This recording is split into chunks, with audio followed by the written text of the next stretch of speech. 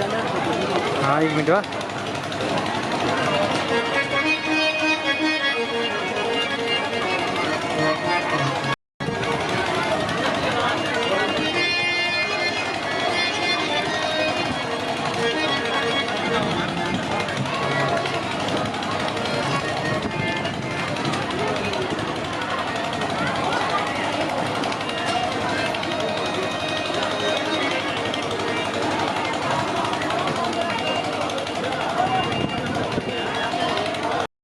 रहूंगी तेरी होके रहूंगी तेरी दिल में।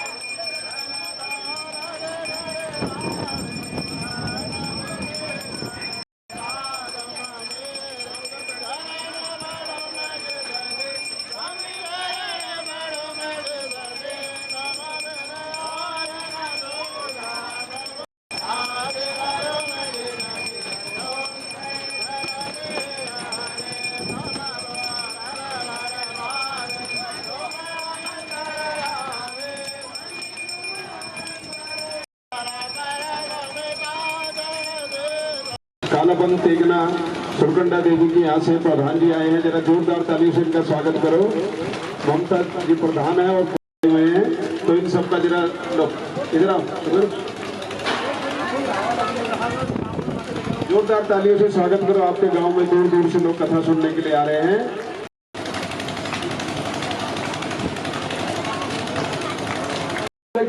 पहरेदारों की नींद खुली, सभी गए दौड़े दौड़े कंस के पास कि देवकी ने 8वें बालक को जन्म दे दिया है, देवकी का गर्भ ने जन्म ले लिया है, आप जल्दी चलिए। तो कंस दौड़ा दौड़ा आया, उसने देखा जी ये तो बालिका है लेकिन बहुत क्रूर हो गया के ऊपर, उसके हाथ से छूट के आसमान में चली गई और अष्टभुजी देवी के रूप में प्रकट हो गई। बोली योग माया देवी की जय। कहा मूर्ख कंस, मुझे मारने से तुझे क्या मिलेगा? मुझे मारने से आदेश देकर वो कन्या विंध्याचल पर्वत पर चलेगी और विंध्यवासिनी देवी के रूप में आज भी उसकी पूजा होती है। बोलिए विंध्यवासिनी मैया की। तो जितनी भी देवियां हैं ये सब उसी योग माया का स्वरूप है और भगवान श्री कृष्ण की योग माया के ही ये रूप है। क्योंकि भगवान की सहायता करी थी तो भगवान ने देवी को वरदान दिया था कि कलयुग में तुम पूजी जाओगी, तुम्हारे अनेक नाम होंगे, काली, चंडिका, दुर्गा, सब ये योग माया का ही स्वरूप है, भगवान की योग माया है। बोलिए बाल कृष्ण भगवान की जय, बोलिए भागवत भगवान की जय। अब कंस ने जब योग माया की बात सुनी तो हैरान होता, हे देवकी और वसुदेव जी क्षमा मांग रहा उनसे, मैंने देवताओं की बात में आकर तुम्हारे ऊपर बड़े अत्याचार करे, तुम्हारे सभी बालकों को मार दिया और जो बालक मुझे मारेगा वो कहीं और ही पैदा हो गया। इसका मतलब देवताओं ने मुझे झूठ बोला और उसने जो है उनको छोड़ दिया कारागार से। लेकिन हो गया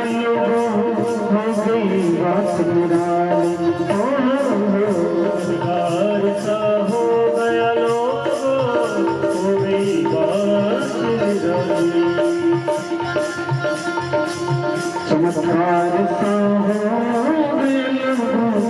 गई बात मुरारी, चमत्कार सा हो गया लोगो हो गई बात निराली।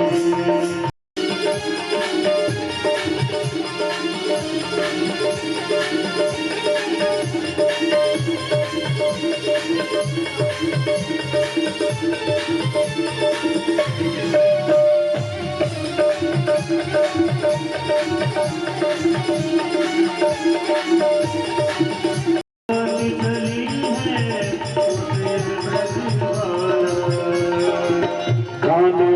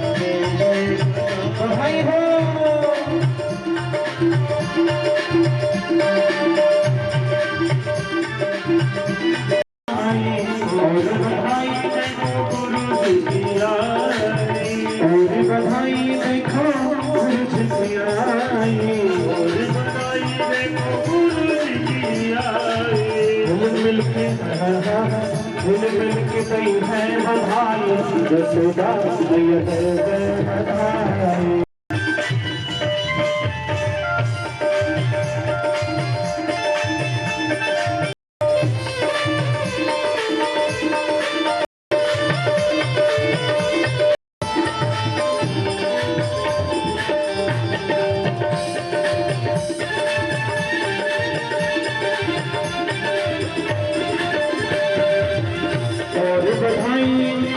और बधाई रिश्तेदारों की आई, और बधाई रिश्तेदारों की आई, और बधाई रिश्तेदारों की आई, बधाई रिश्तेदारों की आई। मिल के मिल के तेरे बधाई यशोदा बधाई लाला जगम सुनियाल यशोदा बधाई।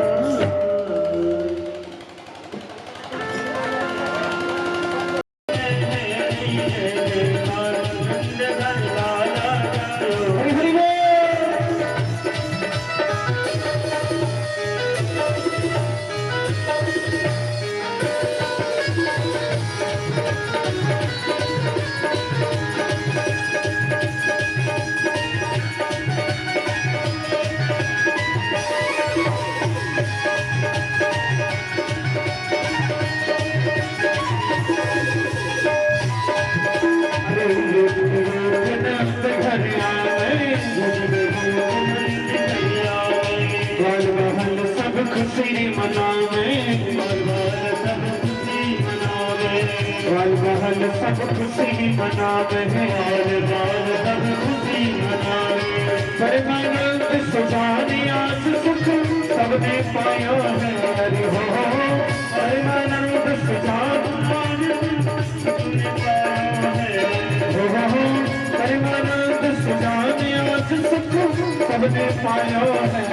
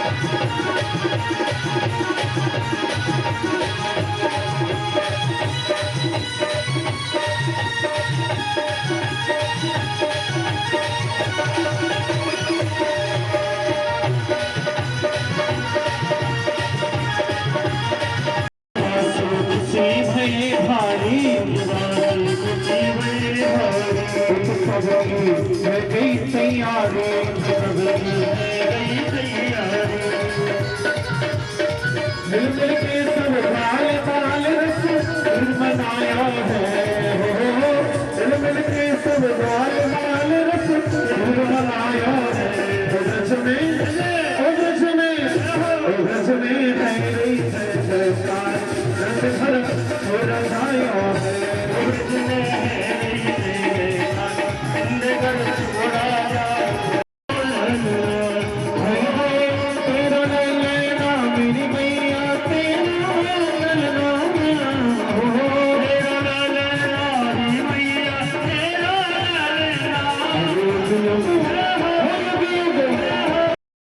और उसने जो एक सुंदर स्त्री का रूप धारण कर लिया।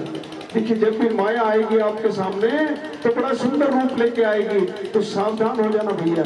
हाँ कहीं धोखा मत खा जाना, क्योंकि माया अनेक रूपों से माया महाठगनी हम जाने। कबीर कह रहे हैं कि माया महाठगनी हम जाने। माया ने सबको ठग लिया है, इसलिए माया से बचकर रहना। अब पूतना इतना सुंदर रूप लेके आई है कि सारी स्त्रियां जो गोप गोपियां नाच रही थी वो मुंह लगाते ही मर जाए, ऐसा कालकूट विष होता है। तो उस विष को लगा के आई है भगवान को मारने के लिए। अब भगवान ने देखा तो कहते हैं कि भगवान ने अपनी आंखें बंद कर ली पूतना को देखकर, पालने में पड़े पड़े। अब अनेक विद्वान इस पर टिप्पणी करते हैं कि भगवान ने आंखें बंद की, क्योंकि एक विद्वान कहते हैं कि भगवान की नजर जिसके ऊपर पड़ जाए तो वहां माया टिकती नहीं। अगर भगवान उसको निहार लेते पूतना को तो उसका राक्षसी स्वरूप बाहर आ जाता और सुंदर स्वरूप खत्म हो जाता। मैया डर जाती, इसलिए भगवान ने उसको नहीं देखा। दूसरे विद्वान कहते हैं कि भगवान जो है, भगवान महादेव का ध्यान कर रहे हैं, भगवान कृष्ण कि हे महादेव, हम तो यहाँ दही माखन खाने, दूध माखन खाने आए थे, मिश्री माखन खाने आए थे, लेकिन यहाँ तो पहले दिन ही जो है अभी छठी मनाई जा रही है और जो है पूतना टपक पड़ी है जहर पिलाने के लिए। बोला भैया महादेव, ये आपका डिपार्टमेंट है, आ जाओ मदद करने के लिए, इस विष को पियो। अब विद्वान अलग अलग किस्म की टिप्पणियां कहते हैं। भगवान कहते हैं, कोई विद्वान कह रहा है कि भगवान विराट स्वरूप जो दिखाया था अर्जुन को, भगवान ने उस विराट स्वरूप का जो दाया नेत्र था वो सूर्य भगवान थे और बाया नेत्र चंद्रमा था। सूर्य और चंद्रमा भगवान के दोनों नेत्र है उस विराट स्वरूप के। ये पूरी धरती उस विराट स्वरूप में समाई हुई। भगवान ने अपना विराट रूप दिखाया अर्जुन को और ये कहा कि हे अर्जुन, न मैं जप से, न मैं तप से, न योग से, मैं किसी प्रकार से देखा नहीं जा सकता, लेकिन जो मेरी अनन्य भक्ति करता है, जो मुझसे प्रेम करता है, उसको जो है मैं शीघ्र प्राप्त हो जाता हूँ। बोलिए बाल कृष्ण भगवान की जय, बोलिए भागवत भगवान की जय। तो धीरे धीरे हमें अपना प्रेम बढ़ाना है। बहुत शास्त्र वाचने से कोई फायदा नहीं अगर हम भगवान से प्रेम नहीं करते। भगवान में अपनी प्रेम बढ़ाना है। अपने प्रेम को धीरे धीरे धीरे धीरे बढ़ाते बढ़ाते बढ़ाते बढ़ाते एक दिन आप अपने आप को भगवान के सामने ही पाओगे। तो सूर्य और नेत्र भगवान के दोनों नेत्र हैं, सूर्य और चंद्रमा। तो भगवान ने आंखें बंद कर ली, मानो वो दोनों कह रहे हो कि हम तुम्हें मार्ग नहीं देंगे अपने रास्ते से। गीता जी ने कहा कि दो मार्ग है, एक सूर्य का उत्तरायण, जो उत्तरायण में शरीर छोड़ते हैं, जो 6 महीने होते हैं मकर संक्रांति से लेके और जुलाई तक के जो 6 महीने हैं, ये 6 महीने जनवरी से जुलाई तक के, इस दौरान उत्तरायण में जो मरता है वो सीधा जो है सूर्य लोक को पार करता हुआ ऊपर चले जाता है मोक्ष को, और जो उसके बाद दक्षिणायन में मरते हैं वो पुनः पितृलोक से घूमते हुए वापस आ जाते हैं। दो ही मार्ग है संसार से जाने के। तो दोनों मार्गों ने कह दिया कि पूतना भगवान को मारने आई है, अपनी पूतना तो दुष्ट है, हम तुझे अपने मार्ग से जाने नहीं देंगे। बोलिए बाल कृष्ण भगवान की जय। पूतना ने कन्हैया को उठा लिया, अवसर पाकर एकांत में विश्व स्नावस्तन भैया ने, पूतना ने जो है कन्हैया के मुख से लगा दिया। अब भगवान जो है उस दूध को पीने लगे और पीते पीते उन्होंने उसके प्राणों को ही खींचना शुरू कर दिया, साथ ही साथ प्राण भी निकलने लगे पूतना के। तो घबराई उसके प्राण जब निकलने लगे और क्या कहती है, सामुंच मुंचालनति प्रभाषणी निष्पिट्यमान अखिल जीव, और साम दाम और दंड भेद से सीधे रास्ते ना, कि कपट से भी रावण ने कैसे नाम लिया भगवान, लेकिन आपने भजना है। बड़े बड़े महात्मा कहते हैं, बड़े बड़े संत कहते हैं कि मन लगे ना लगे, लेकिन आपने अपना नियम बनाना है। एक दिन वो मन जरूर भगवान की शरणागति ग्रहण करेगा। नित्य अपना आसन बिछाना है, सुंदर स्वच्छ वस्त्र धारण करके उसके ऊपर बैठ के भगवान की कोई माला लेकर उससे जप करना है, भगवान का नाम तो रटना है, क्योंकि कलयुग में बस नाम आधारा, सुमर सुमर नर उतर ही पार। मन न लगे उसकी चिंता न करो, वो भगवान का काम है। जब आप शुरू कर दोगे, एक कदम बढ़ाओगे, तो भगवान 10 कदम चल के आपकी तरफ को आएंगे। कहीं दूर नहीं है, भगवान हमारे अंदर ही है, लेकिन माया उसके आवरण से ढका रखा है उस भगवान को, और जैसे ही वो माया हटती है भगवान हमारे सामने प्रकट हो जाते हैं। गीता जी में कह रहे हैं भगवान श्री कृष्ण अर्जुन से कि अर्जुन, ये ज्ञान सबके अंदर है, लेकिन जैसे धुएं से अग्नि ढकी रहती है, धुएं में हमें अग्नि दिखाई नहीं देती, जब धुआं हट जाता है तब अग्नि नजर आती है। और जैसे जेल से गर्भ ढका रहता है, वैसे ही जो है ये ज्ञान अज्ञानता के माया के पर्दे से ढका हुआ। आप सबके अंदर भगवान है। ब्रह्म के बिना, भगवान के बिना हमारा शरीर हरकत नहीं कर सकता। उसी की शक्ति है कि हम जो है देख पाते हैं, हम सुन पाते हैं, हम बोल पाते हैं, हम जो भी संसार में क्रियाकलाप करते हैं उस प्रभु की शक्ति से कर रहे हैं। भगवान ने जो उसको मारने आई हुई है भगवान को, उनको भी जो है अपनी माता के समान गति दे दी। तो कहते हैं कि जब पूतना का विशाल शरीर था, बहुत विशाल, नंद बाबा आए, उन्होंने उसके टुकड़े टुकड़े करवा के उसकी चिता जलाई, तो उसके अंदर से खुशबू निकलने लगी, चारों तरफ सुगंधी फैल गई। तो लोगों ने पूछा ये तो बड़ी पापड़ी थी, इसने बहुत सारे शिशुओं को मारा था, बहुत सारे बालकों को मारा था और स्वयं भगवान को मारने के लिए आई हुई थी, फिर इसके अंदर से ये खुशबू कैसे निकल रही है, सुगंध कैसी आ रही है।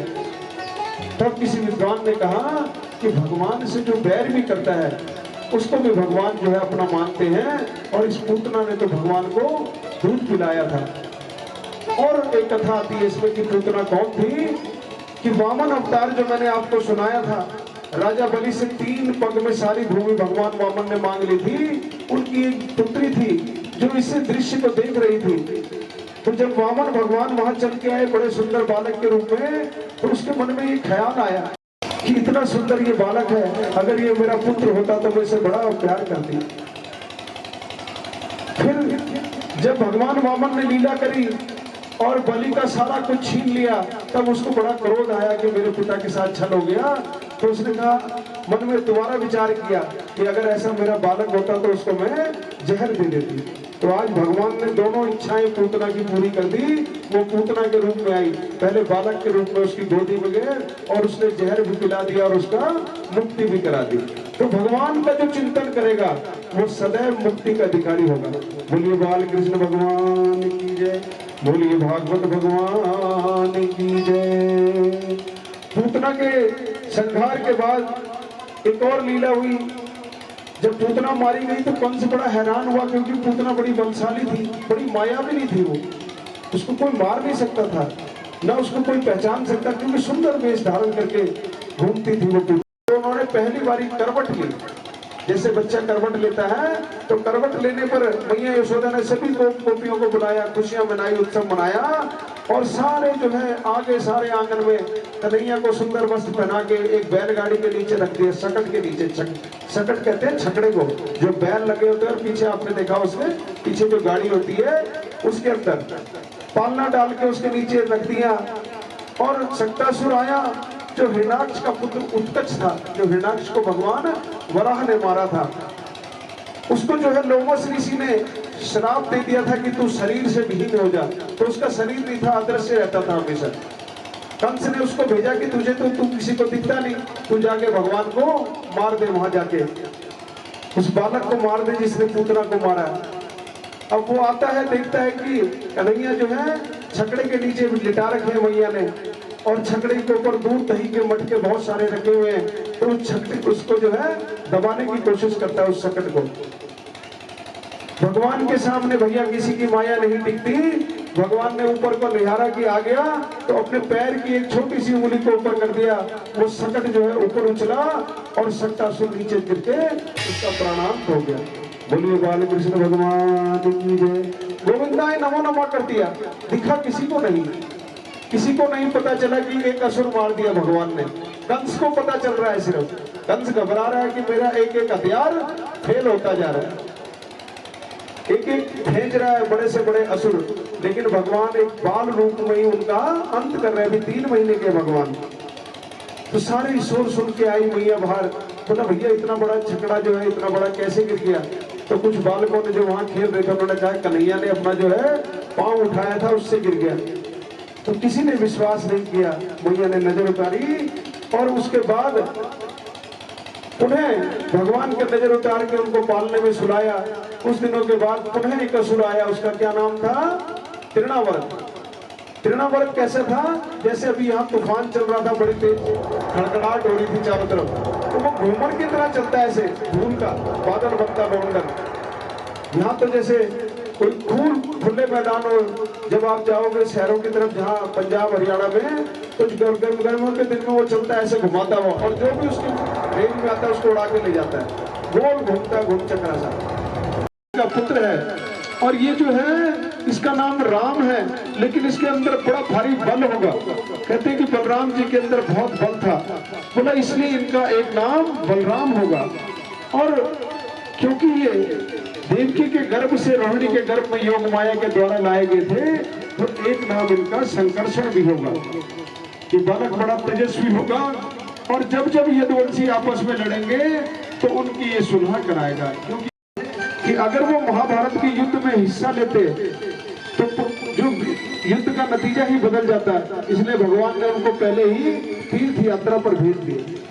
बलराम जी को जो है गौ हत्या का पाप लगा दिया। एक गाय बन के भगवान आए, बलराम जी ने उसके धक्का दिया कि हट जा पीछे, वो गाय मर गई। अब भगवान ने कहा कि भैया गौ हत्या लग गई बलराम जी, अब यहाँ तो युद्ध होने वाला है। बलराम जी को बोला तुम तीर्थ करके आओ सारे पैदल पैदल। तो बलराम जी तीर्थ यात्रा पे गए। इधर भगवान ने 18-19 दिनों में जो है महाभारत का सारा युद्ध ही खत्म कर दिया। बोलिए बाल कृष्ण भगवान की। फिर भगवान गर्गाचार्य जी ने उनका नाम बलराम रखा। फिर रोहिणी की तरफ इशारा किया और बोले नंद तुम्हारा ये जो पुत्र है ये प्रत्येक युग में शरीर धारण करता है। गर्गाचार्य मुनि की भगवान के दर्शन करते ही समाधि लग गई। भगवान का ऐसा सुंदर स्वरूप है, कोई भी उनकी तरफ निहारेगा तो देखता ही रह जाएगा। तो उन्होंने कहा रोहिणी के द्वितीय नक्षत्र में इसका जन्म हुआ, इसलिए इसका एक नाम, काले हुए सांवले हुए इसलिए इनका नाम कृष्ण होगा। और ये जो है बड़े बड़े काम करेगा। हर युग में इसके रूप होते हैं। भगवान के कितने अवतार हैं? भागवत जी में मैंने आपको बताया था भगवान के 24 अवतार हैं। 24वें अवतार भगवान कल की अभी भविष्य में जन्म लेंगे, जब कलयुग में बहुत ज्यादा अधर्म बढ़ जाएगा। तो ये साक्षात नारायण के समान होगा और जो है धरती के ऊपर धर्म की स्थापना करेगा। बड़े प्रसन्न हुए नंद बाबा, खूब दान दक्षिणा दी गर्गाचार्य मुनि को। और गर्गाचार्य जो है चुपचाप नाम रखकर मथुरा लौट आए। तो नामकरण की भगवान की लीला हुई। कुछ गाना है?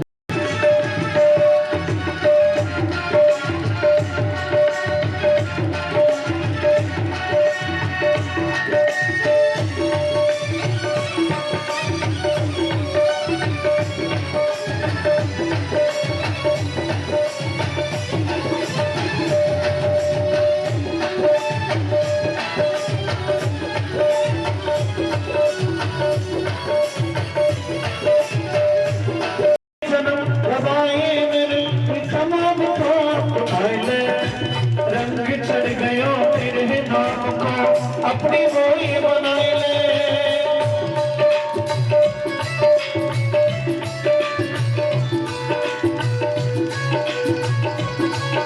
हर किसने जन्म बनाए मेरे तमाम तो बनाए ले रंग चढ़ गया तेरे नाम को अपनी बोली बनाए ले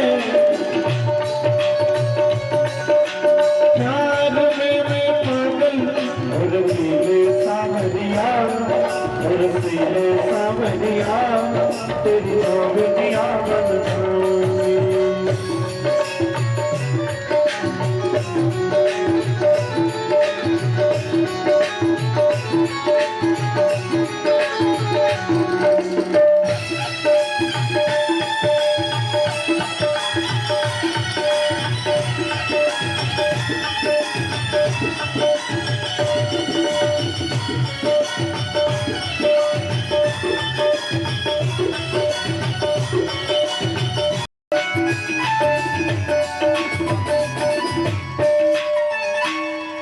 राधारानी सरकार की जय। जय श्री राधे, जय जय श्री राधे, जय जय श्री राधे श्याम। एक बछड़ा बैठा था, कन्हैया धीरे धीरे सरकते हुए गए बछड़े के पास और उसकी पूंछ पकड़ ली भगवान ने। मन की आंखों से इन दृश्यों की कल्पना करो कि भगवान जो है बछड़े की पूंछ पकड़ रहे हैं। अब बछड़े का बच्चा जो है, बछड़ा जो है भिनक गया। कन्हैया छोड़ दे छोड़ दे। तो कन्हैया जो है अपने एक हाथ से लंगोटी पकड़ रही थी, उसी को छोड़ दिया और कन्हैया को पुनः अपनी गोदी में लेके प्यार करने लगी। सुंदर भगवान लीलाएं कर रहे, बाल लीलाएं। माता यशोदा ने बड़ा तप किया है। मैंने कल बताया था कि यशोदा और द्रोण ने बड़ा भारी तप किया और भगवान नर लीला ही कर रहे हैं जैसे साधारण बालक करते हैं, कोई जरूरत नहीं है। लेकिन मेरे प्रभु गीता में कहते हैं कि अगर मेरे लिए कोई काम करना असंभव नहीं है, लेकिन अगर मैं धरती पे जन्म लेके काम न करूंगा तो बाकी सब लोग भी आलसी हो जाएंगे, मेरा ही अनुसरण करेंगे। तो भगवान वो सब काम कर रहे हैं जो हमारे बालक करते हैं, जो हम करते हैं। एक दिन एक मोर आया नंद बाबा के आंगन में, कन्हैया धीरे धीरे जाके उसकी पीठ पर चढ़ गए, मोर उड़ गया भगवान को लेके और काफी दूर चक्कर लगाने के बाद जो है पुनः भगवान को वहीं छोड़ गया। अच्छा, ये जो लीलाएं थी भगवान की, यहाँ सुंदर सुंदर लीलाएं, ये सारी गोपियां जो वहां प्रकट हो रखी है। अब यशोदा मैया तो अपने आंगन में कन्हैया को रखती है, भी छोटे बालक हैं, तो वो गोपियां, एक गोपी आती है दौड़ी दौड़ी और क्या कहती है, श्रुण सखी कौतुकमेक नंदम निकेता गणे मया दृष्टम गोधूलि दूषितांगम नित्य वेदांत सिद्धांत। अरे सखियों, आज मैंने नंद बाबा के आंगन में एक बड़ा आश्चर्य देखा। क्या देखा? हाँ, क्या देखा? कहती है कि जो वेदांत के सिद्धांत है, जिसको ब्रह्म कहते हैं, वो धूल से दूसरी होके वहां नृत्य कर रहा है। नंद बाबा के आंगन में जो ब्रह्म है, भगवान नारायण क्या है, भगवान कृष्ण क्या है, ब्रह्म है। और वो ब्रह्म जिसका वेदों में वर्णन है, वो ब्रह्म छोटे से बालक का रूप लेके धूल दूसरी होके नंद के आंगन में नृत्य कर रहा है। अब मन ही मन भगवान से प्रार्थना कर रही है गोपियां कि हे प्रभु, जैसे आपने जो है यशोदा मैया और नंद बाबा को सुन दे रहे हो, हमें भी दर्शन दो, हमारे आंगन में भी आओ। भगवान श्री कृष्ण जो है उनकी पुकार को सुनते हैं। देखिए, मैंने एक कवि जिसने जो है गीत गोविंद रचा, उस गीत गोविंद को सुनने के लिए भगवान स्वयं प्रकट हो गए जयदेव कवि के सामने। तो इस प्रकार से भगवान को जो पुकारता है अपने गीतों के माध्यम से, अपनी भक्ति के माध्यम से, उसके सामने भगवान साक्षात प्रकट होंगे, उसको भोग लगाते हैं। तो आज जब उन्होंने प्रार्थना करी कि प्रभु आप हमें भी दर्शन दो, हमारे घरों में भी पता कि भैया हम क्या करेंगे कि ये मथुरा वाले सारा हमारा दही माखन खा खा के बलवान हो रहे हैं, हमको माखन मथुरा नहीं जाने देंगे। कंस के असुर जो है हमारा ही माखन खाते हैं, घुस जाते हैं वहां जहां माट मटके रखे हुए हैं, जैसी हाथ डालते हैं तो मैया पुकारती है, अरे कन्हैया कहाँ हो? तो कन्हैया कहते हैं कि मैया मैं जो है इसमें एक चींटी गिर गई थी, उसको निकाल रहा था मटके से। बोली बाल कृष्ण भगवान की जय। और वहां पे एक खंबा होता है, जैसे खंबा ये खड़ा है, वो मणि में खंबा था। भगवान ने अभी शीशा नहीं देखा, शीशा कैसा होता है, दर्पण कैसा होता है। तो भगवान उसके सामने जाते हैं तो अपनी छवि देखकर जो है घबरा जाते हैं, बोले यहाँ पे तो एक और खड़ा है। अभी कन्हैया ये नहीं जानते कि ये मैं ही खड़ा हूँ सामने, लीला कर रहे हैं, बाल लीला। तो कहते हैं कि भैया तुम कि मैया से मत बताना, मैं तुम्हें भी माखन खाने को दूंगा। ऐसी सुंदर सुंदर लीलाएं कर रहे हैं भगवान। और जब भगवान जो है माखन चुराने के लिए जाते हैं तो सारी गोपियां जो है माट मटके फोड़ देते हैं, शिकायत करने के लिए आती है कि भैया ये जो कन्हैया है, ये जो हमारे घरों में आता है, माखन तो चुराता चुराता है, मटकियां भी फोड़ देता है। बोलिए बाल कृष्ण भगवान की। आ गया यशोदा मैया बाहर निकलती है, कहते हैं अरे गोपी घूंघट तो उठा, देख तूने किसका मुंह पकड़ रखा है, किसका हाथ पकड़ रखा है। तो भगवान ऐसी लीलाएं कर रहे हैं। गोपी देखती है अपने बेटे को, कहते हैं दारी के तू कहां से आ गया? दारी के एक वृंदावन में गाली होती है कि कहां से तू आ गया, वो तो मैंने कन्हैया को पकड़ा था। तो भगवान को कोई नहीं पकड़ सकता भैया, भगवान तो जिसको पकड़ाना चाहेंगे उसी से पकड़ में आएंगे। एक दिन गोपी के घर पहुंच गए, बोला चल गोपी जल्दी जल्दी, भगवान के बहुत सारे संत महात्मा बाहर आए हुए हैं, उनको माखन खिलाना है। तो गोपी मटकी लेके आई कि महात्मा आए हैं तो उनको भोजन खिलाऊंगी, माखन खिलाऊंगी। बाहर आके देखा तो बंदरों की बात पे बात बैठी हुई। तो बोली कन्हैया कहाँ है संत महात्मा? बोले यही तो सबसे बड़े संत हैं, इन्होंने रामावतार में भगवान की बहुत मदद करी थी। बोले बाल कृष्ण भगवान की। सारा मक्खन बंदरों को खिला दिया और जब बंदरों ने खाना बंद किया तो बोला गोपी तेरा मक्खन बेकार है, ये सड़ गया है। ऐसी ऐसी सुंदर लीलाएं भगवान कर रहे हैं। इन लीलाओं से भगवान ये दिखाना चाह रहे हैं कि मेरी स्मृति बनी रहे। आप इन लीलाओं को अपने मन में रोज याद करो कि भगवान कैसे कर रहे थे, कथा में क्या सुनाया जा रहा था, तो धीरे धीरे आपके मन में जो है भागवत की कथा गूंजने लगेगी। नित्य आप भगवान के दर्शन कर पाओगे। बोली बाल कृष्ण भगवान की।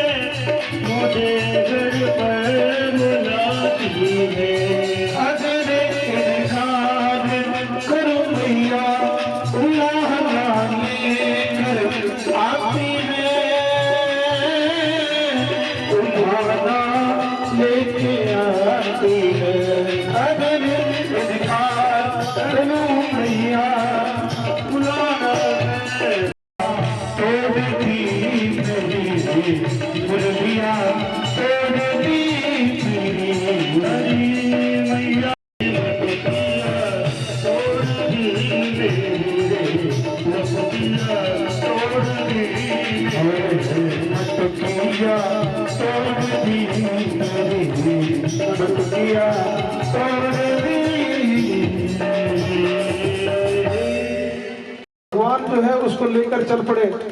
उनके आंगन में नंद बाबा के दो अर्जुन के पेड़ थे। अर्जुन की एक छाल होती है जिससे हृदय के रोग की दवाई बनती है। जिनको हार्ट की बीपी की बीमारी रहती है उनको डॉक्टर आयुर्वेद के अर्जुन की छाल का काढ़ा बताते हैं और वो बना बनाया भी मिलता है अर्जुनारिष्ट।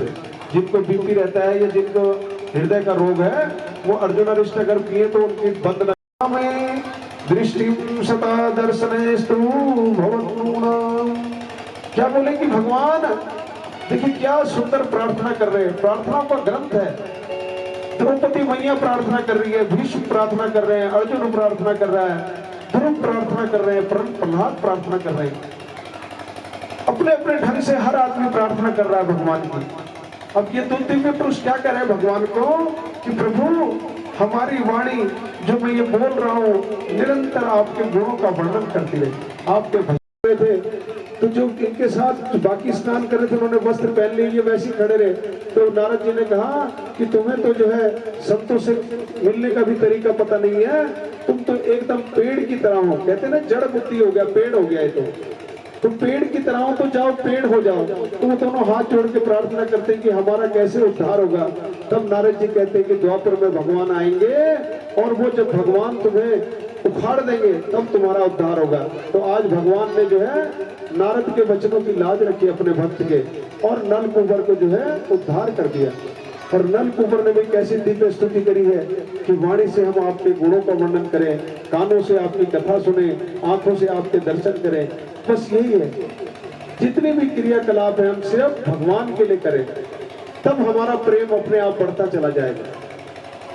जैसे ही हम भगवान का नाम लेने के लिए अपनी सारी इंद्रियों को उसके पीछे लगा देंगे, ऐसे ही जो है हमारा काम बन जाएगा। बहुत से भक्त हुए भारत के अंदर, तुलसीदास जी हुए, पहले अपनी पत्नी से बड़े प्रेम करते थे। एक दिन जो है रात में गंगा नदी पार करके बाढ़ में ही जो अपनी पत्नी से मिलने के लिए चले गए। पत्नी ससुराल चली गई थी उनसे मिलने के लिए। पत्नी ने फटकार लगाई कि जैसे तुम मेरे को प्रेम कर रहे हो, अगर ऐसे भगवान को प्रेम करते हैं तो बात ही बन जाती। तुलसीदास उसी समय घर छोड़कर चले गए और भगवान की भक्ति करके उन्होंने रामचरितमानस लिखा। कहते हैं कि तुलसीदास जी जब रामचरितमानस लिख रहे थे तो कुछ पंडितों ने, कुछ विद्रोहियों ने उनकी कुटिया में आग लगाने की कोशिश करी। जब वो गए तो देखा कि भगवान रामचंद्र और लक्ष्मण जो है वहां पर पहरा दे रहे हैं, हनुमान जी उनके घर के बाहर बैठे हुए। तो जब आप भक्ति करोगे तो आपके घर में ही जो भगवान का वास हो जाएगा, भगवान का पहरा लग जाएगा, तो ये आपका कुछ बिगाड़ ना सकेगा। हाँ, सुन लो भैया, जो भक्ति करेगा उसका जो है कोई कुछ बिगाड़ ना सकेगा। कितना भी वो तंत्र कर ले, मंत्र कर ले, आपके ऊपर कुछ भी करता रहे, कोई कुछ ना कर सकेगा। आप अपनी गति से भगवान की तरफ बढ़ते जाओगे, क्योंकि जैसे जैसे आप भगवान का ध्यान करते हो वैसे ही भगवान भी आपका ध्यान करते हैं कि मेरा भक्त क्या कर रहा है। बोलिए बाल कृष्ण भगवान की जय, बोलिए भागवत भगवान की जय। ऐसी कथा आती है कि परीक्षित एक दिन एक फल वाली फल बेचने आई, सुबह से शाम होगी पर फल नहीं बिके। उसने सुना था कि नंद बाबा के यहाँ एक बहुत सुंदर बालक ने जन्म लिया है, तो बेचारी के फल नहीं बिके। सारे फल लेके नंद बाबा के द्वार पे आके बैठ गई। अपनी तोतली सी वाणी से बोलते हैं कि मैया थोड़े से फल हमें भी दे दो। तो वो देती है थोड़ा सा फल। भगवान अंदर जाते हैं और थोड़े से गेहूं लेके आते हैं अपनी मुट्ठी में और उसके जो है टोकरी में रख देते हैं। बुढ़िया बहुत प्रसन्न होती है, घर जाती है तो देखती है पूरी टोकरी जो है रत्नों से भर गई। भगवान ने उसे धनवान कर दिया।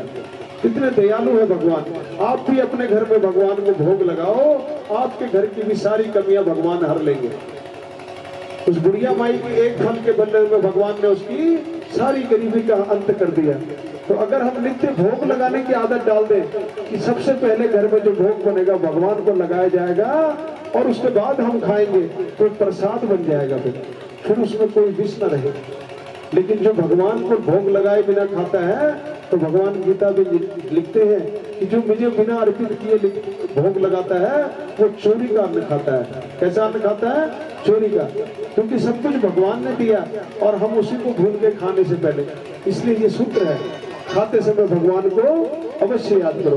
बोलिए बाल कृष्ण भगवान की जय, बोलिए भागवत भगवान की जय। अब गोकुल में जब बहुत सारे उत्पात होने लगे, बहुत सारे असुर भेजने लगे, सबने विचार किया, पानी भी कम होने लगा, तो जो उपनंद थे वो आए नंद बाबा के पास और उन्होंने कहा कि हमें गोकुल छोड़ देना चाहिए। देखिए, हम ये सोचते हैं कि जीवन बड़ा सरल है। हाँ, सब भगवान आए हुए हैं, लेकिन भगवान कहाँ पैदा हुए? मथुरा में, और फिर कहाँ आ गए? गोकुल में। और अब कहाँ जा रहे हैं? वृंदावन जा रहे हैं। बोलिए वृंदावन धाम की। और वृंदावन और वनवास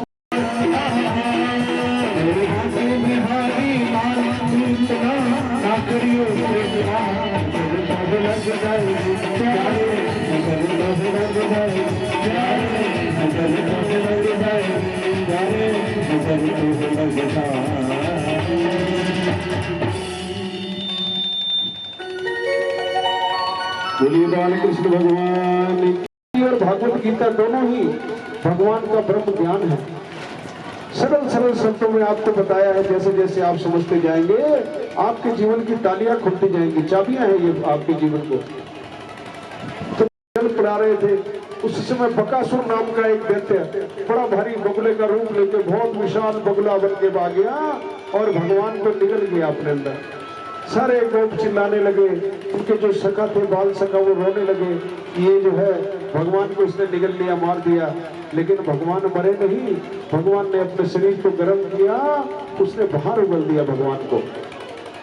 उसको दोनों चोंचों को भगवान ने पकड़कर फाड़ दिया और बकासुर का गोविंदाय नमो नमः हो गया। मैं गया और ये लीलाएं हैं। वृंदावन जब आप जाओगे तो भगवान ने जो लीला की उसका स्थान बना हुआ है, जहाँ पे भगवान ने काली नाग का कथन किया और काली दह भी बनी हुई है, और जहाँ ये बकासुर का उद्धार किया वो तालाब भी बना हुआ है। तो जब मैं कृष्णा के गांव गया, देव मुझे लेके गए उस स्थान पे जहाँ पे बगुले के रूप में भगवान ने उसको उद्धार किया था बकासुर का।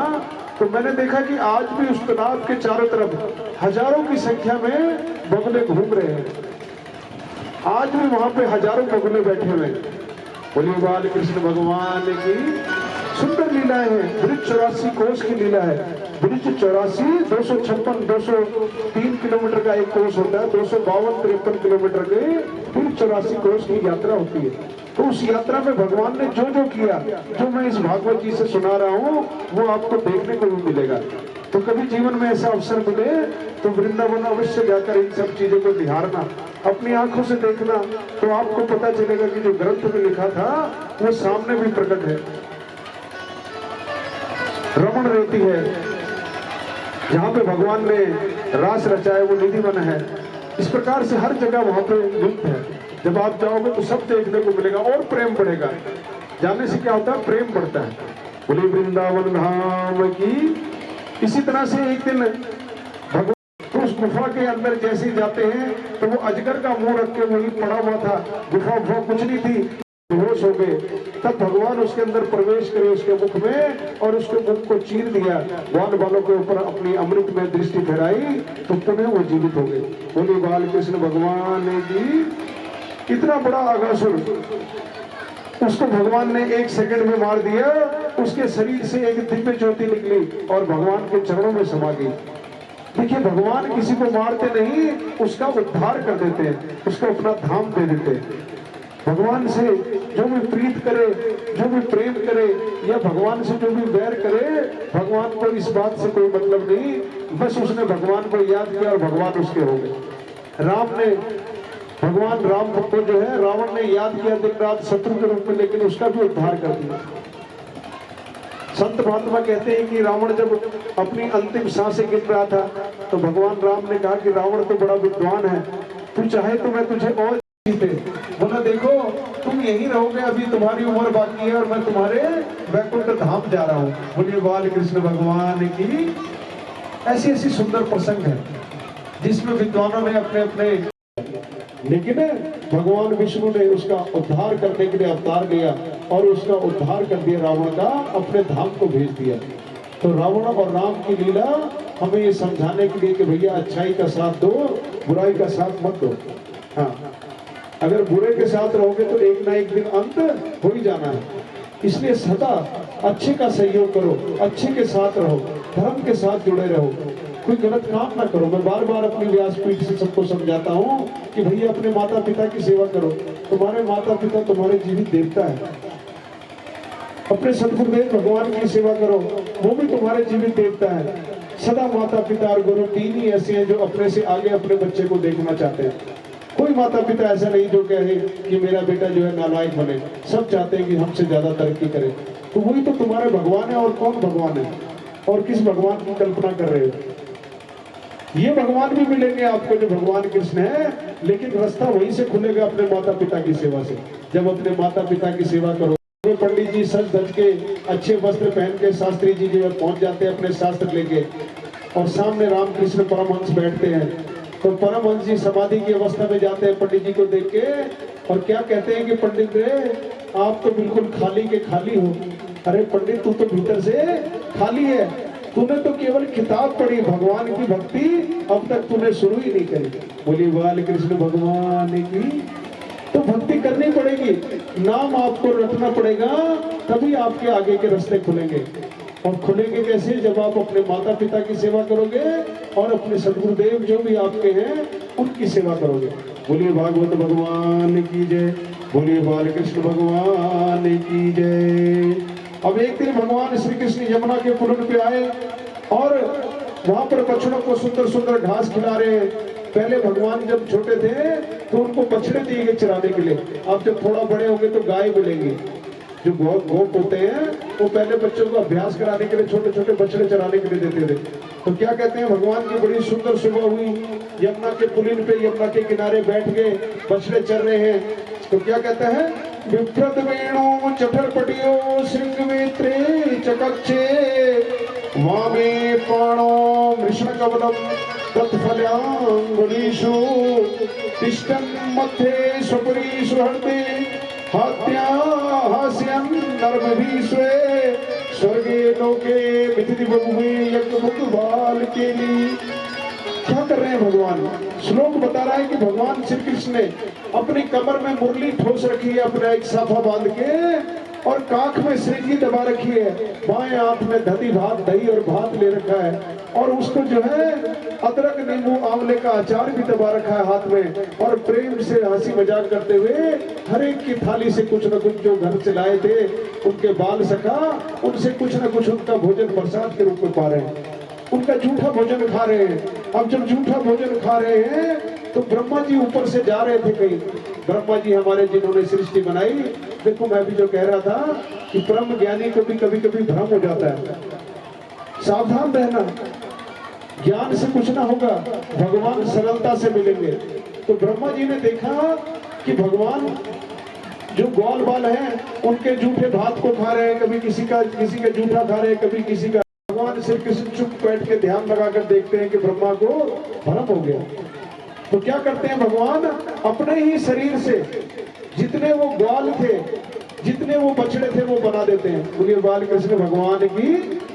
वो बछड़े असली वाले गुफा में छुपा रखे ब्रह्मा जी ने, लेकिन भगवान ने अपने शरीर से वैसे के वैसे ही बछड़े बना दिए, वैसे भगवान स्वयं बछड़े बन गए और भगवान स्वयं ही ग्वाल बाल बन गए। सब अपने घर आए और घर आकर जो है सब अपने अपने घरों को चले गए, भगवान ही चारों तरफ विचरण करने लगे। अब बलराम भैया ने देखा कि गाय ज्यादा प्रेम कर रही है, गोपियां अपने बच्चों को ज्यादा प्रेम कर रही है। तो बलराम जी भी बड़े चतुर थे, उन्होंने ध्यान लगा के देखा तो देखा चारों तरफ कृष्ण कृष्ण हो रहा है। बोलिए बाल कृष्ण भगवान की। कि बछड़े में भी कृष्ण नजर आ रहा है और गोल जो ग्वाल बाल घूम रहे हैं उनमें भी कृष्ण नजर आ रहे हैं। बोले कन्हैया ये क्या चक्कर है? बोले ब्रह्मा जी को भ्रम हुआ है, उन्होंने असली वाले छुपा रखे हैं, तो ये मैंने अपना रूप बना रखा है। अब ब्रह्मा जी को मजा चखाने के लिए भगवान ब्रह्मा का वेश धर के ब्रह्मलोक में पहुंच जाते हैं और द्वारपालों से कहता है भैया बहुत से नकली ब्रह्मा घूम रहे हैं, किसी को अंदर मत आने देना। देखते हैं कि सारे ग्वाल बाल गोप जो है वैसे के वैसे भगवान के साथ घूम रहे हैं। फिर गुफा में जाते हैं तो देखते हैं कि वहां भी ग्वाल बाल और बछड़े पड़े हुए हैं। बाहर आते हैं तो देखते हैं भगवान के साथ भी ग्वाल बाल। तो समझ जाते हैं कि भैया ये तो नारायण है, इन्होंने अपनी माया से अपना ही रूप बना लिए। इतने सारे जितने बछड़े थे उतने भगवान बन गए, जितने गोप ग्वाल थे तो लेके आते हैं उनको गोप ग्वालों को और बछड़ों को ब्रह्मा जी, और भगवान से क्षमा मांगते हैं। तो भगवान देखते हैं ब्रह्मा आ रहे हैं तो ऐसे खुले मैदान में जैसे ये है वहां जाकर बैठ जाते हैं। प्रसंग आया कि ब्रह्मा जी भी बीच में, भगवान श्री कृष्ण बीच में बैठे हुए मैदान के, और ब्रह्मा जी जब गए तो ब्रह्मा का भ्रम तोड़ने के लिए भगवान ने आज जो है ब्रह्मा जी दूर से देख रहे हैं कि भगवान श्री कृष्ण बैठे हैं और सैकड़ों ब्रह्मा जो है उनका अभिषेक कर रहे हैं, उनके पूजन कर रहे हैं। सैकड़ों ब्रह्मा उनसे मिलने के लिए आ रहे हैं, उनको नमन कर रहे हैं, उनकी स्तुति कर रहे हैं। ब्रह्मा जी हैरान हो जाते हैं। वो तो सोचते थे कि एक ही ब्रह्मांड है और उसका मैं ब्रह्मा हूँ, लेकिन अनंत कोटि ब्रह्मांड नायक है मेरे श्री कृष्ण, अनंत कोटि ब्रह्मांड है। ऐसे ही आप शरीर को छोड़ दोगे, आत्मा को देखने लगोगे, वैसे ही सब काम बन जाएगा। हा? सब काम बन जाएगा भैया। बड़ा सरल है मेरी माता है, लग रहा है कि बहुत सरल है, लेकिन जब करोगे तो बड़ा मुश्किल हो जाएगा। बोलिए बाल कृष्ण भगवान की। लेकिन सूत्र है ये, अमल करोगे तो धीरे धीरे समझ आएगा। गीता में भगवान कह रहे हैं कि मेरे अलावा संसार में कुछ नहीं है। जिस चीज के लिए प्यार कर रहे हो, धन संपदा के लिए, मान सम्मान के लिए, वो सब यही धरा रह जाएगा, इस शरीर के साथ ही खत्म हो जाएगा। जो नाम, जो संपदा हम कमाने के लिए सारी जिंदगी पाप करते रहते हैं, वो संपदा और नाम यही छूट जाएगा। कौन जाएगा? हंस अकेला जाएगा। जब इसके अंदर से वो मानव का हंस निकल कर जाएगा तो केवल नाम की कमाई उसके साथ जाएगी, जो आपने प्रभु का नाम लिया होगा। तो नाम जपते रहो और नाम जपने के साथ साथ कीर्तन करते रहो। अब कन्हैया आपको भगवान का कीर्तन कराएंगे, फिर आगे कहानी को बढ़ाते हैं। उसमें जो है कालिया नाग रहता था, जिसके जहर से वो जल विषैला हो गया था। तो सारी गायों मर गई। भगवान ने अपनी कृपा में दृष्टि से उनको जीवित कर दिया, लेकिन भगवान ने विचार किया कि गर्मी का मौसम है, गाय बार बार इस पानी को पिएगी, इस कालिया नाग का कुछ इलाज करना पड़ेगा। किसी से कुछ नहीं कहा, भगवान लीला करते हैं। इसको सुधारना होता है, इसका विष निकालना होता है, उसके जीवन में भगवान आ जाते हैं और उसको निचोड़ के विष निकाल देते हैं। तो गरुड़ जो नागों को खाते थे, देखिए गरुड़ और नाग के पिता भी कश्यप ही है। जैसे मैंने बताया था, देवताओं और असुरों के पिता कश्यप है, माता अलग अलग है। इसी प्रकार से कश्यप ऋषि की 2 पत्नियां और थी, कद्रु और विद्या। एक के नाग थे और एक के गरुड़ थे, लेकिन पिता एक ही है, पर दोनों में परस्पर बैर है बहुत भयंकर, गरुड़ और नाग का। तो गरुड़ जब नागों को मारने लगे तो ब्रह्मा बाबा ने व्यवस्था करी कि एक नाग गरुड़ के भोजन के लिए आएगा, गरुड़ बाकी नागों को नहीं मारेगा। तो जिस दिन कालिया की बारी थी, कालिया नहीं गया और वापस चला गया, तब गरुड़ को क्रोध आया और उसको कालिया का शत्रु हो गया। लेकिन आज भगवान ने उसके फन के ऊपर अपने निशान बनाकर उसको परम वैष्णव बना दिया। बोलिए कालिया मर्दन भगवान की। सुंदर लीलाएं भगवान की चल रही हैं। इसी तरह से सुखदेव जी आगे कहते हैं, एक दिन भगवान श्री कृष्ण और बलराम ग्वाल बालों के हैं, लेकिन अगर आप भगवान के शरणागत रहोगे तो किसी का कुछ चलने वाला नहीं भैया। हाँ, ध्यान रखो इस बात का। अगर आपने दृढ़ निश्चय कर लिया, भगवान के चरणों की शरण ले ली, क्योंकि कर्म प्रधान यही विश्व राखा, जो जैसे करो दास फल चाहता। जैसा कर्म करोगे वैसा फल पाओगे, इसलिए शुभ कर्म करो। और कलयुग में बस नाम धारा सुमर सुमर सुमर सुमर उतरा ही पा रहा है कि कलयुग में नाम का ही आधार है। राधा राधा, कृष्ण कृष्ण, शिव शिव, किसी एक नाम को पकड़ लो। कई लोग प्रश्न करते हैं कि महाराज ये नाम जपने से क्या होगा, जो हम नाम लेते रहेंगे, एक ही बारी नाम ले लें। अरे नहीं भैया, अगर हम एक ही बारी नाम लेने से कुछ हो जाता तो हम भोजन क्यों रोज रोज करते हैं? हमें भोजन रोज लेना पड़ता है ना, भोजन हम नित्य करते हैं। उसी प्रकार से हमें भगवान का नाम रोज लेना है ताकि हम उसको भूले ना। हमारा मन इतना शैतान है कि जैसे ही हम भगवान का नाम लेना बंद करते हैं, पुनः हमें संसार की तरफ धकेल देता है। नारायणी माया घूम रही है चारों तरफ। अगर उससे बचना है तो सदा भगवान की शरणागति ग्रहण करो, प्रेम करो भगवान से, प्रेमा भक्ति करो। सबसे सरल सूत्र भगवान को पाने का प्रेमा भक्ति। भगवान के संबंध स्थापित करो, उनको अपना सखा बनाओ, उनको अपना बेटा बनाओ, उनको अपना कुछ और संबंधी बनाओ, बड़ा भाई बना दो, छोटा भाई, किस रूप में आपको अच्छा लगता है उस रूप में भगवान से संबंध बनाकर धीरे धीरे अपना प्रेम उनमें प्रबल करो। जैसे जैसे प्रेम गाढ़ा होगा, भगवान आपके अंदर से आपके सामने प्रकट हो जाएंगे। वो तो इंतजार कर रहे हैं आपका, आपकी पुकार का इंतजार कर रहे हैं कि कब मेरा भक्त मुझे पुकारेगा और कब मैं उसके सामने प्रकट होऊंगा। लेकिन हमारी पुकार जो है आधी अधूरी रह जाती है, हम मन से पुकारते ही नहीं कभी। अगर हम एक घड़ी आधा घड़ी और आधा में भी पुनः आद, तुलसी संगत साधु की हरे कोटि कोटि अपराध। तो बोला एक घड़ी और उससे भी आधा घड़ी और आधा से भी आधा, अगर एक क्षण भी आपने भगवान को याद कर लिया किसी सत्संग में बैठकर, तो आपके सारे पाप नष्ट हो जाएंगे। ये सत्संग चल रहा है, सत्य का संग चल रहा है। यहाँ पे भागवत जी की कथा जो है सत्य है, भगवान श्री कृष्ण की धर्म की कथा चल रही है। ये कोई साधारण कथा नहीं है। हाँ, लोग सोचते हैं कि भागवत जी की कथा हमने सुन ली, बड़ा वो हो गया। अरे भैया, आपके कोई पुण्य उदय हुए है, किसी जन्म में आपने भगवान की बड़ी सेवा करी है, कोई दान पुण्य आपके पितरों ने करा होगा, जो भगवान के इतने सुंदर भजन और इतना सुंदर आपको नाम सुनने को मिल रहा है। भक्ति का बीज बोना है, उसकी फसल तो आपने खुद तैयार करनी है, फिर पाल पाल के फसल की देखभाल करनी है। सावधान, कोई आपको बहका ना दे। तो आप जो है धीरे धीरे धीरे धीरे एक एक कदम करके भगवान की तरफ बढ़ते रहे, बढ़ते रहे, बढ़ते रहे। एक दिन ऐसा आएगा, अवश्य भगवान आपके सामने प्रकट होंगे। तो प्रलंबासुर जो है ग्वाल बाल का रूप लेकर आ गया और बलराम जी को अपने कंधे के ऊपर बिठाकर दूर ले जाने लगा उनको मारने के लिए।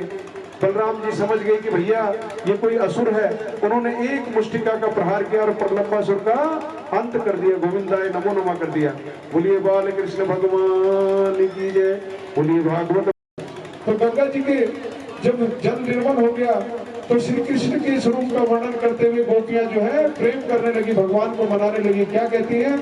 वरहा पीड़म नटवर वपु कर्णियो कर्णिकारम विभ्रतवासा कनक कपिशम वैजंती चमालाम रंध्रान वेणो रदर सुदिया पूरियन गो उपवृंदये वृंदारण्य सुपदरोणम प्राविशद गीत कीर्ति। आहा, भगवान की कितनी सुंदर स्तुति कर रही है कि भगवान श्री कृष्ण कनेर का फूल क्यों लगाते थे। इसका भी एक वर्णन किया संत ने कि भगवान संकेत करते थे गोपियों को, जिस तरफ को उनको जाना होता था गौचारण के लिए उसी कान को जो है फूल लगा देते थे। तो गोपियां समझ जाती थी कि आज भगवान इस दिशा की तरफ जा रहे हैं, वो भी घास लकड़ी लेने के लिए वही पहुंच जाते थे। बोलिए बाल कृष्ण भगवान की। तो ऐसा सुंदर भगवान का स्वरूप और भगवान के इस स्वरूप को पूछते हुए गोपियां भगवान से प्रार्थना कर रही है कि भगवान जो है हमारा। उन्होंने क्या है कात्यायनी माया का वर्त लिया और क्या बोली? कात्यायनी माया से है और देवी जैसे हमारी बहुत सारी देवी है, ऐसी वृक्ष की देवी कात्यायनी माता है। कात्यायनी माता से प्रार्थना करती है कि ये जो नंद का लाला है ये हमें पति रूप में मिले। अब सब स्नान करती हैं, भगवान देखते हैं उनकी ये सारी जो है वस्त्र उतार कर स्नान करती है निवस्त्र, तो उनके वस्त्रों को लेकर पेड़ पर चढ़ जाते हैं। अब इसमें विधर्मी टिप्पणी करते हैं। देखिए अभी भगवान 6 वर्ष के हैं। कितने हैं? 6 वर्ष के बालक हैं। लेकिन भगवान जो है उन गोपियों ने जो निवस्त्र होकर स्नान किया, वरुण देवता का अपमान किया, उस श्राप से मुक्त करने के लिए उनको ऐसा करते हैं कि अन्यथा कोई और बात न थी। इसलिए संत कहते हैं कि जब भी स्नान करो तो कोई न कोई वस्त्र पहनकर स्नान करो। सूत्र है छोटे छोटे। तो भगवान वस्त्र लेके ऊपर बैठ जाते हैं। गोपियां कहती हैं कि प्रभु हमारे वस्त्र दे दो, ऐसा ना करो। तो भगवान कहते हैं अपने वस्त्र आकर ले जाओ। और तब क्योंकि वो पति रूप में भगवान को प्राप्त करना चाहती है, तब भगवान उनको कहते हैं कि समय आने पर जब शरद पूर्णिमा आएगी तो मैं रास का मंचन करूंगा और तुम सबकी इच्छा को पूर्ण करूंगा। बोलिए बाल कृष्ण भगवान की जय। इसी प्रकार से ब्राह्मण पुत्रियों के ऊपर कृपा करते हैं भगवान कि ब्राह्मण एक दिन भगवान श्री कृष्ण बहुत दूर जंगल में चले जाते हैं। आवाज सही नहीं आ रही भैया। तो बहुत दूर जब जंगल में जाते हैं तो उस जंगल में उनको भूख लग जाती है। अपने ग्वाल वालों से कहते हैं कि कुछ दूरी पर ब्राह्मण देवता यज्ञ कर रहे हैं, जैसे हम यहाँ पे सुबह यज्ञ करते हैं, तो आप सब लोग यज्ञ में आहुति जरूर डालें, क्योंकि कथा सुनने के बाद यज्ञ में आहुति डालना जरूरी है। और आपकी कथा के लिए होता है यज्ञ लगभग 10 साढ़े 10 बजे हम शुरू करते हैं इस यज्ञ को। तो यज्ञ चल रहा था, ग्वाल बाल जाते हैं, ब्राह्मणों से प्रार्थना करते हैं कि हे ब्राह्मणों, भगवान श्री कृष्ण यहाँ पास में गाय चरा रहे हैं, उन्हें बड़ी भूख लगी है, उनके लिए भोजन दे दो। अब देखना जरा ध्यान सावधानी से। ब्राह्मण बड़े विद्वान हैं लेकिन भगवान का नाम लेने को तैयार नहीं है। रावत जी जा रहे हैं क्या? एक बार आगे आना जाओ मंच पे। एक बार रावत जी का तालियां बजाएंगे जरूर रावत जी के लिए। ये जो बरसात में तालियां, भगवान के ऐसे भक्त, भगवान के ऐसे कृपा पात्र, इन्होंने पूरा मुझे कहा कि आप बनाओ सत्संग के लिए घर, आधा खर्चा इन्होंने दिया। जोर से तालियां इनकी तरह। हम संकोच करते हैं अपने धन को खर्च करने में, लेकिन मैं कहता हूं जब भगवान का दरबार बन रहा है तो खुल के खर्च करो।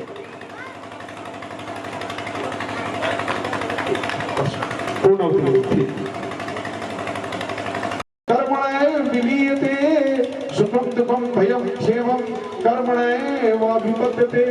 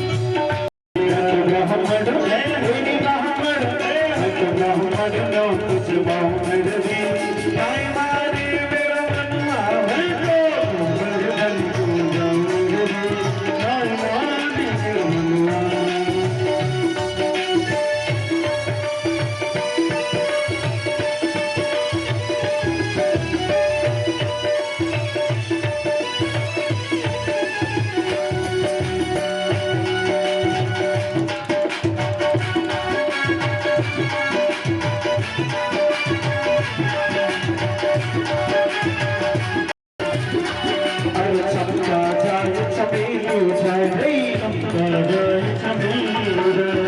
चंपा छाए चमेली जाए चमेली बुलाए अब मैं कैसे रह जाऊं मेरे भी काय खाने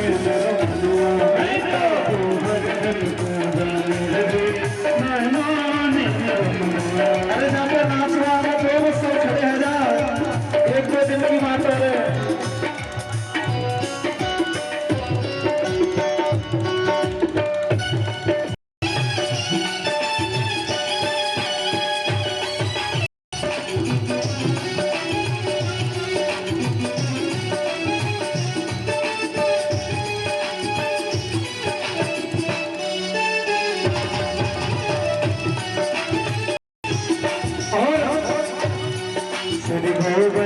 श्री गोवर्धन महाराज महाराज तेरे माथे मुकुट विराज रहो श्री गोवर्धन महाराज महाराज तेरे माथे मुकुट विराज रहो श्री गोवर्धन महाराज महाराज तेरे माथे मुकुट विराज रहो गोवर्धन महाराज महाराज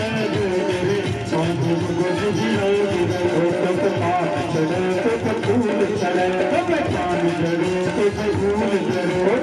तो फूल चढ़े पान चढ़े तो फूल चढ़े पान चढ़े तो फूल चढ़े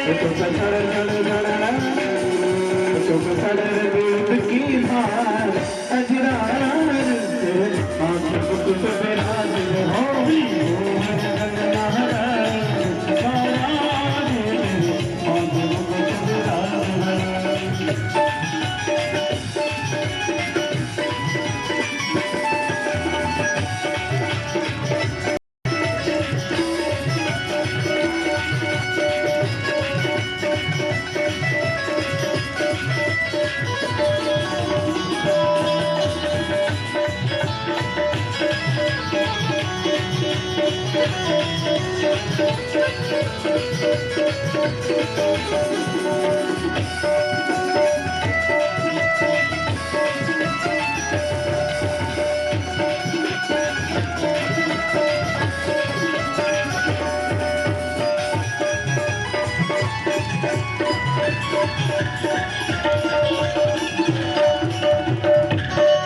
गले में कंठा सोच रहो गले में कंठा तेरे गले में कंठा सोच रहो गले में कंठा सोच रहो तेरे गले में कंठा सोच रहो तेरे गले में कंठा सोच रहो तेरे जाके जाके जाके तेरे जाके नदी के साथ तेरे माथे मुकुट विराज हो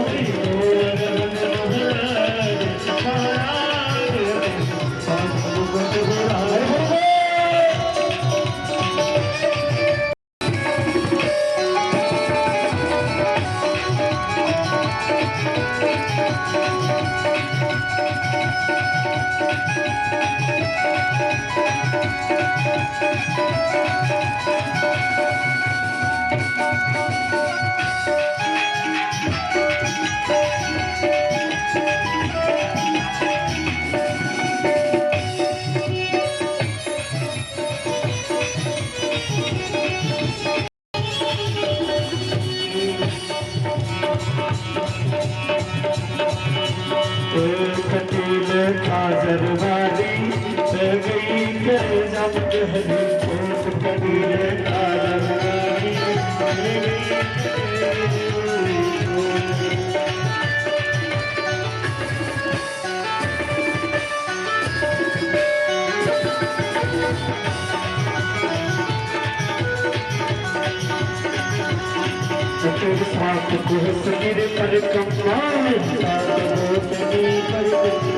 तेरे साथ कुहसनी पर कमाल तेरे साथ कुहसनी पर कमाल चकले से विश्राम विश्राम तेरे हाथ मुकुट विराज रहो गोवर्धन महाराज महाराज एक लगाया है तुम चलो गोवर्धन लगाया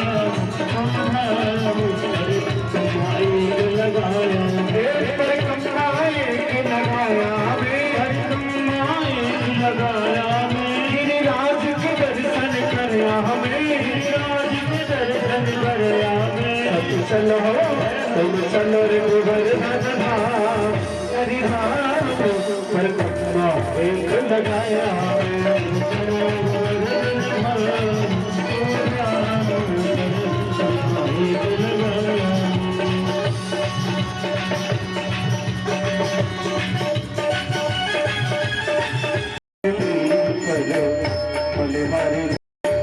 शरणों से निकली है गंगा प्यारी जिसने सारी दुनिया तारी उन चरणों को शीश नवाया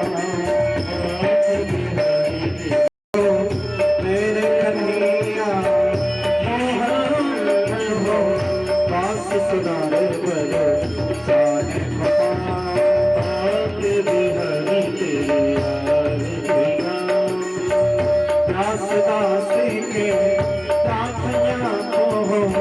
सारे जीवन हो युगल छवि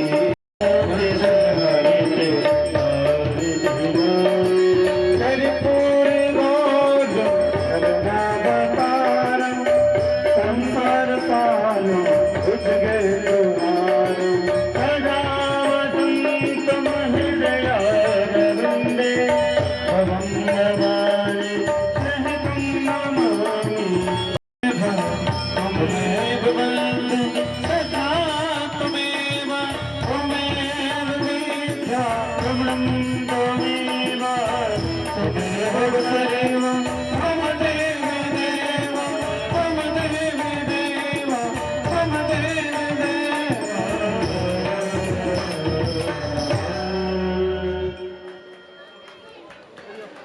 हरि ओम एकदंताय विद्महे वक्रतुंडाय धीमहि तन्नो दन्ती प्रचोदयात्। हरि ओम कात्यायनी विद्महे कन्याकुमारी च धीमहि तन्नो देवी प्रचोदयात्। हरि ओम नारायणाय विद्महे वासुदेवाय धीमहि तन्नो विष्णु प्रचोदयात्। ओम हरि ओम अंजनीसुताय विद्महे वायुपुत्राय धीमहि तन्नो हनुमत् प्रचोदयात्। हरि ओम तद्पुरुषाय विद्महे महादेवाय धीमहि तन्नो रुद्रः प्रचोदयात्।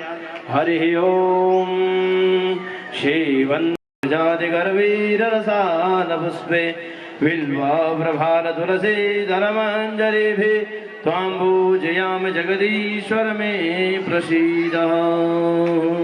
पुष्पाञ्जलि अर्पण करो ग्रहण करो।